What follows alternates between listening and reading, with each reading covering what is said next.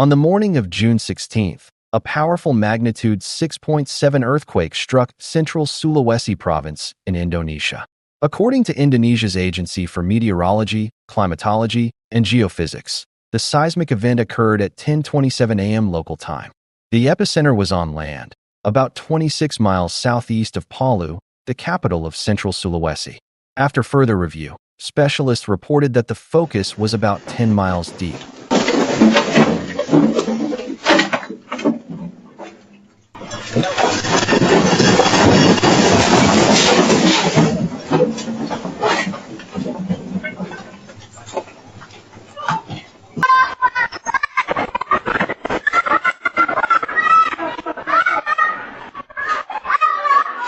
The earthquake was shallow focus and was associated with activity along the Sausu Fault.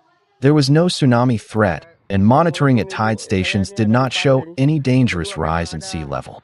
However, on land, the tremors caused significant damage in several areas of Central Sulawesi.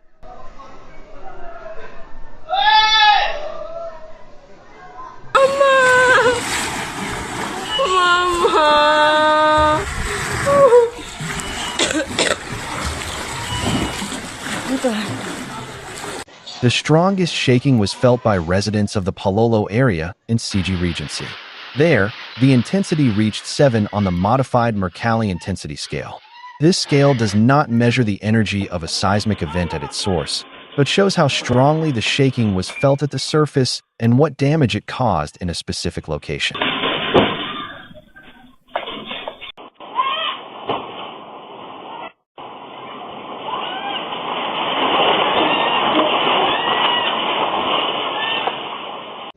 In the first minutes after the earthquake, panic broke out in populated areas. At one hospital in Parigi Motong Regency, patients were temporarily evacuated from the building. Those who could walk on their own were led outside. Others were taken out on stretchers and in wheelchairs. In 6.7 Regency, some patients from Torabello Hospital, including those from the surgical and pediatric wards, were also moved outside or placed in emergency tents in front of the building.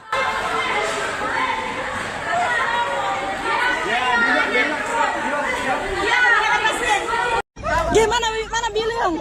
Liang mana? Sorry bawa tua. Tunggu. Jangan sudah. Tunggu. Itu aja. Naik sepedamu, naik. Masih terasa gempanya ini. Gempa. Gempa lagi ini, kencang sekali gempa ini. Masih bergoyang nih. According to the Regional Disaster Management Agency of 6.7 Regency, as of June 20th, the earthquake's impact in the Regency was extensive. 3 people were killed, 17 were seriously injured, and another 108 suffered minor injuries.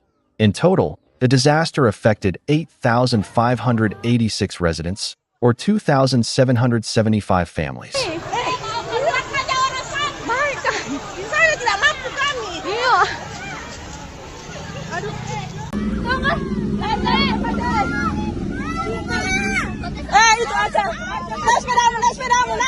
Specialists urged people in the affected areas to remain vigilant, avoid entering damaged buildings, pay attention to the condition of walls, columns, and floor structures, and follow only official information from local authorities and emergency services.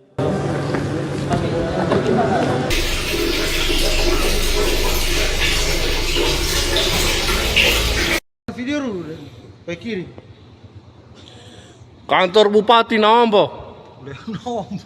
By Friday, June 19th, Indonesia's meteorological agency had recorded 949 aftershocks that were still shaking the region. The strongest repeated tremors reached magnitudes above 5.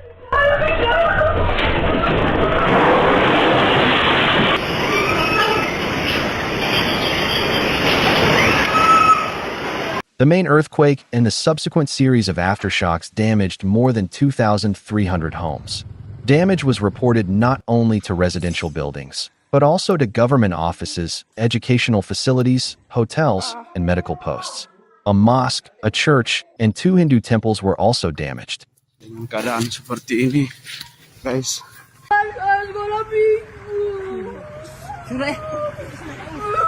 Hancur kami punya gereja.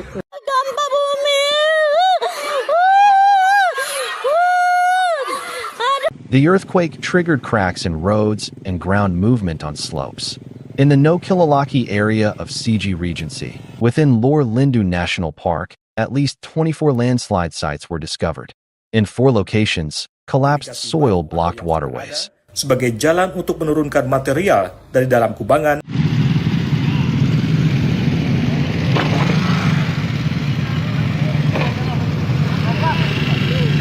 During intense downpours, such natural blockages can overflow and break through, sending torrents of water, mud, rocks, and debris rushing downhill.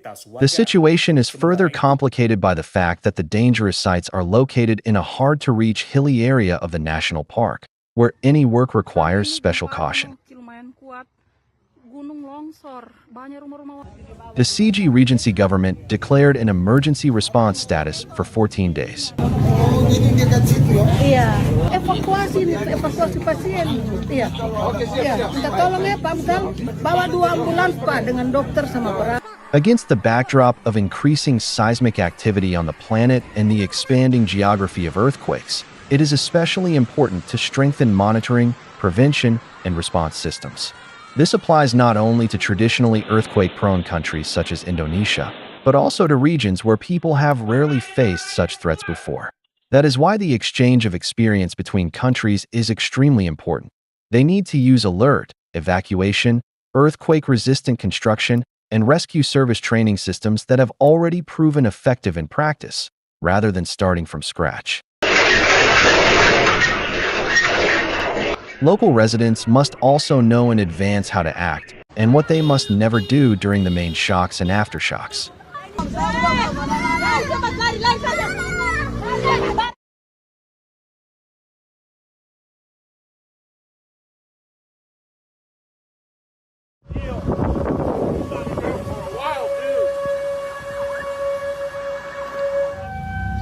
Oh my God, that thing's huge.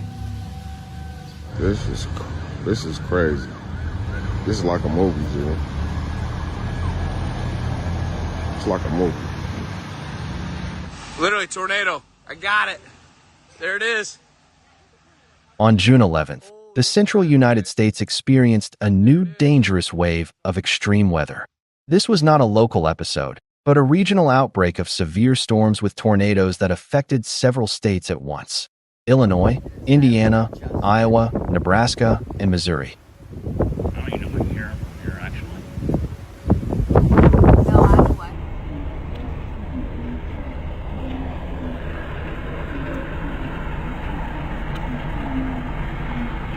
Northern and central Illinois, as well as northwestern Indiana, suffered the most from the tornadoes. According to the National Weather Service, at least 42 tornadoes were confirmed. It looks like it's getting strong. One of the hardest hit areas was the city of Streator, Illinois. There, an EF3 tornado damaged at least 79 homes. 44 residential buildings sustained major damage or were completely destroyed. 7 people were injured. 4 of them were taken to the hospital by emergency services, while 3 others sought medical help on their own. Bye-bye.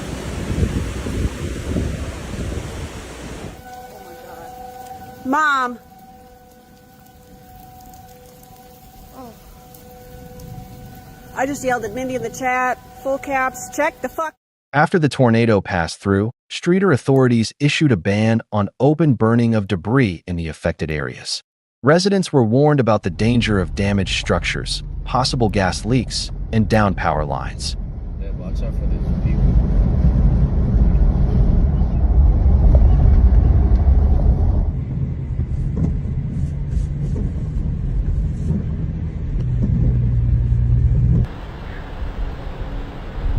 Another powerful EF3 tornado was confirmed near Washburn in central Illinois.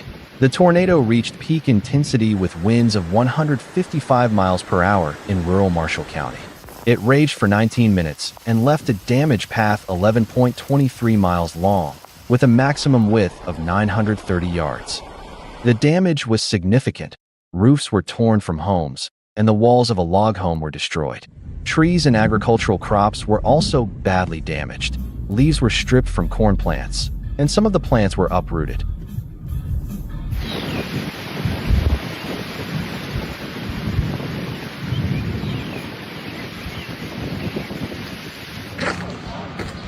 Severe damage was also recorded in Indiana. In Merrillville, a tornado was rated EF2. The damage affected residential and public buildings, and part of the roof was torn off one school. An even stronger EF3 tornado was confirmed near Couts, in Porter and LaPorte counties.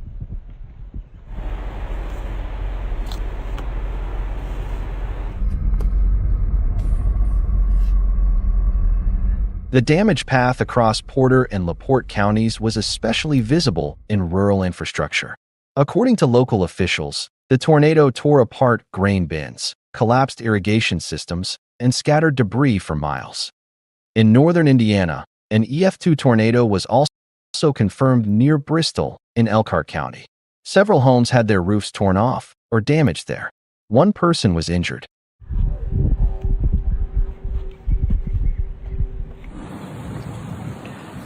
And this is the aftermath of them boarding up my house. Miraculously, the tornadoes caused no fatalities, but the powerful storms still led to tragedy. In a park in Iowa, strong winds snapped a tree, which fell on a man. He died at the scene. Make sure there ain't one coming up behind us. We're all fucking recording transition. It is worth noting that tornado activity in the Midwest in 2026 is showing a highly unusual pattern. In Illinois, where an average of about 54 tornadoes are recorded each year, there had already been a combined total of 145 tornado reports and confirmed tornadoes by June 14th. The state became the national leader by this measure, surpassing even traditionally tornado-prone Oklahoma, Texas, Kansas, and Alabama. This was preceded by a persistent weather pattern. A sharp southward dip in the jet stream shifted toward the Midwest and interacted with warm, humid air. These are classic conditions for the development of severe thunderstorms, supercells, and tornadoes. This situation shows that the familiar geography and seasonality of tornadoes are changing significantly. That is why science and emergency services need to study new climate patterns more deeply, so that people and cities can better prepare for growing weather risks.